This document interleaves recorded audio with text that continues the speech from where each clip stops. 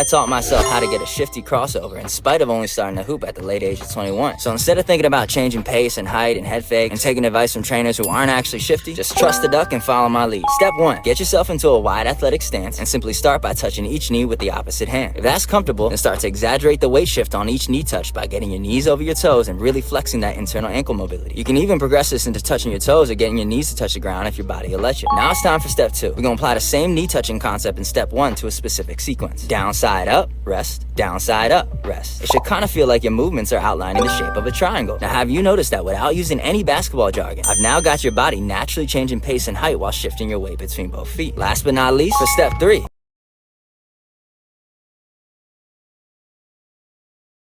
Upon the first 2 steps and apply it to a realistic movement pattern of a crossover. For the sake of simplicity, you're going to pretend that the ball is in your left hand before you set up a right to left cross. So you're going to start with your right hand touching your left knee before you exchange the imaginary ball to your right hand by touching your right knee with your left hand before rising up. The final piece is to then use your left hand to touch your left knee before immediately shifting to touch the opposite knee, thereby completing the triangle. Now am I crazy or does this look familiar? Congratulations! You now understand the basic mechanics behind a shifty crossover. Now there's still a lot more to cover, especially once we start adding the ball, but I guarantee if you do this for 5 to 10 minutes a day,